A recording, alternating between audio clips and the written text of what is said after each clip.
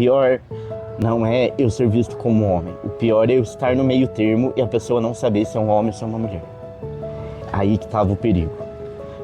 Sou filho de pessoas aqui de Senador Amaral mesmo. Desde o comecinho, assim, desde criança, o meu jeito e o jeito dela já era meio diferente um do outro. Nunca falei abertamente sobre essa parte. Assim, desde criança eu já nunca gostei muito dessa coisa de roupinhas muito femininas. Eu optava por coisas mais neutras, assim, camiseta grande, bermuda só no joelho. Ela sempre foi muito de boa com isso.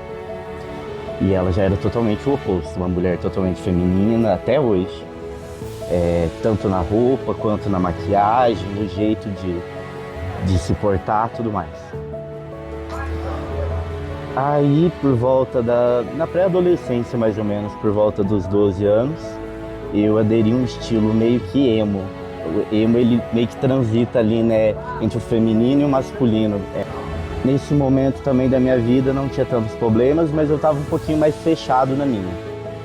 Isso foi por volta de uns 10 até uns 12 anos. Aí dos 12 pra frente já começa a adolescência mesmo, a gente quer sair. Aí começa a época de comprar salto alto, sapatilha. Eu mudei um pouco o corte do cabelo, começava a jogar mais ele, eu tinha um cabelão loiro imenso, era bem bonito, liso. Hoje em dia, por causa dos hormônios, já caiu muito. Por um tempo eu até tentei passar maquiagem e tudo mais, só que eu meio que olhava no espelho, eu vi uma menina bonita, mas eu não me encontrava nela. E foi nesse momento que as coisas começaram a ficar um pouquinho difíceis.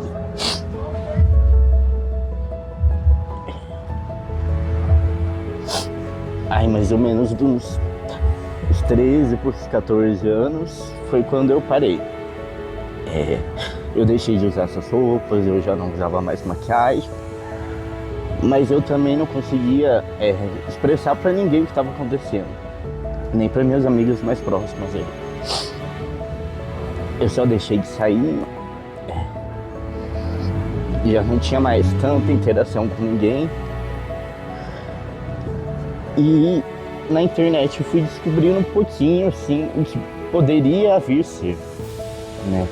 Foi quando eu comecei a ter as primeiras referências de homens trans, que não eram tantas na época. A gente sempre ouviu falar das travestis de um modo pejorativo, né, visto como piadinha, mas homens trans assim a gente não via muitos, tirando o Tami, filho da Gretchen. Mas depois de pesquisar, buscar saber um pouquinho mais, eu fui conhecendo outros meninos, outras realidades, meninos que mostravam a sua transição no YouTube. Eu fui achando aquilo interessante, só que ao mesmo tempo você fica com medo de ser como eles.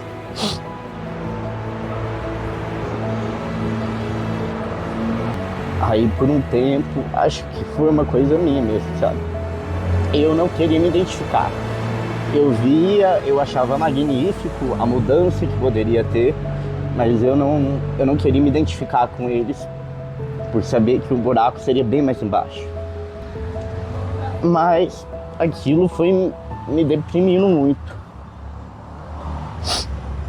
E eu não conseguia falar, não conseguia expressar. Eu queria usar roupas mais masculinas e foi isso que eu fui fazendo gradativamente. Começando com uma peça de roupa aqui, outra ali. Depois veio a questão do cabelo. Aí foi um momento bem difícil. Porque aí sim a aparência muda muito. E como eu disse, eu sempre tive um cabelão comprido, lisinho, bonito. Eu gostava dele mais loirinho, mais claro na época, assim. E foi aí que começou os conflitos. Os piores conflitos. Quando eu comecei a querer cortar o cabelo e as pessoas próximas de mim falavam: não, seu cabelo é tão bonito, por que você vai fazer isso? Deixa o seu cabelo assim, faz um outro corte diferente, mas um corte ali curtinho assim. Eu fui ficando muito triste, muito mal, me fechando cada vez mais. Foi quando que eu acho que eu adentrei no início de depressão. Eu não tinha vontade de fazer mais nada. E desde criança eu sempre tive uma vida muito ativa. Quando eu era criança eu fazia treino de futebol no campo, eu gostava de sair para ver jogo, eu acompanhava, eu sou palmeirense, gosto muito de futebol até hoje, acompanho bastante. Nessa época eu fazia o Muay Thai, eu gostava de estar no Muay Thai. Eu perdi o gosto de fazer tudo. Com 14 anos, em 2015, eu passei por uma tentativa de suicídio. Me indicaram um psiquiatra para minha família.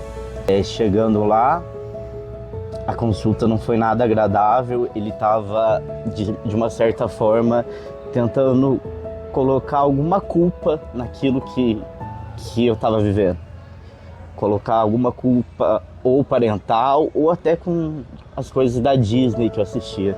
Como se algo tivesse me influenciando a ser uma pessoa que eu não poderia ser.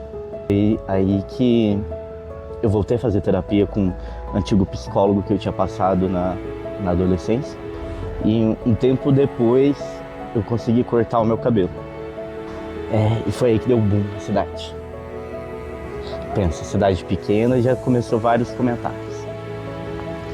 Mas eu acho que o pior de tudo era situações constrangedoras, quando eu tinha que ir a algum banheiro público, fora daqui. Se eu ia no feminino, arrumava encrenca na minha mão. A partir do momento que eu pisava dentro do banheiro feminino, o banheiro todo parava e olhava. Enquanto que no masculino eu ainda tinha medo, eu não me sentia confortável de estar lá dentro, porque eu ainda tinha traços femininos. O pior não é eu ser visto como homem. O pior é eu estar no meio termo e a pessoa não saber se é um homem ou se é uma mulher. Aí que estava o perigo.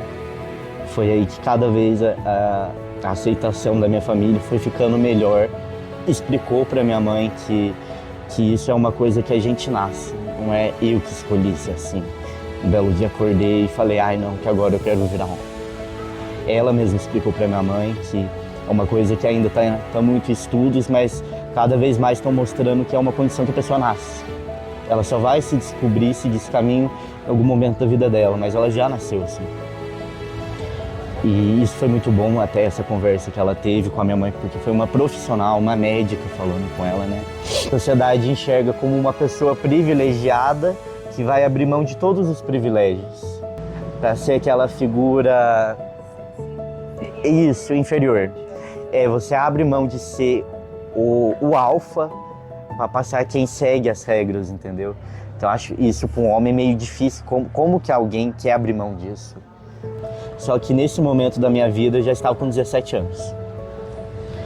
Foi quando eu fui para Pouso Alegre, passei nessa médica e realmente ela fazia toda essa parte do acompanhamento, tanto do masculino para o feminino, quanto do feminino para o masculino. E foi aí que eu comecei a tomar hormônio masculino. De início foi um gel que era passado no braço, todo dia. E eu acho que eu fiquei com esse gel mais ou menos uns 2 ou 3 meses. Depois disso a gente conversou e achou melhor trocar para o injetável. Mas assim, a mudança no corpo você vê desde o começo. A voz ela já começa a alterar. Eu não tenho uma voz muito grossa hoje em dia, mas eu tinha uma voz muito fina antes. Até que daí vinha a questão do nome, né? Que pega muito. A adaptação, como que vai ser. Quem escolheu o meu nome quando eu fui trocar foi minha mãe, que só dela aceitar toda a situação pra mim já estava ótimo. Então, em respeito a ela, eu deixei ela escolher o nome da forma com que ela quis. E quem começou a me chamar primeiro de Vitor, me tratar no masculino dentro da minha casa, foi uma delas. Mesmo sendo criança, ela entendeu o que estava acontecendo. Aí com 17 anos eu me formei na escola e já logo entrei na faculdade. Aí eu ainda estava com os documentos com o nome antigo e o gênero feminino. Mas eu já tinha barba, na época eu ainda tinha os seios, mas eu, como secou muito a gordura, eu conseguia esconder com uma faixa que era bem incômoda, mas conseguia esconder totalmente. Aí na faculdade eu pedi para que eles já colocassem um nome masculino E para que de início assim eles não deixassem claro para os meus colegas, porque eu queria que eles me conhecessem primeiro, do que eu já entrar e já tá todo mundo falando quem eu era antes, sabe? E o meio da educação física é um meio um tanto quanto machista, sabe? Aí para os meus colegas eu não contei logo de cara que eu era trans, porque era só mais uma característica, dentre tantas outras que eu tinha. Acho que um dos pontos mais fortes assim da minha transição foi a cirurgia. Acho que ela foi a virada de chave final que eu precisava. Depois dela, antes dela eu ainda me sentia muito inseguro, mesmo já tendo barba, já tendo uma aparência mais masculina, já sendo mais fortinho, eu ainda era inseguro com muitas coisas. Eu percebia que eu reproduzia muitos comportamentos machistas para que as pessoas me vissem realmente como homem, mas eu vi que era uma fragilidade minha isso. Hoje em dia eu não ligo pro que o povo acha, pro que o povo fala, o que acham, o que deixam de achar, mas naquele momento eu ainda precisava me reafirmar. Acho que era algo que faltava em mim. Depois da cirurgia que eu fui perceber isso. Depois que eu operei e tirei, eu acho que a última coisa que realmente me incomodava ali, falei, agora quer saber? Nada mais me incomoda.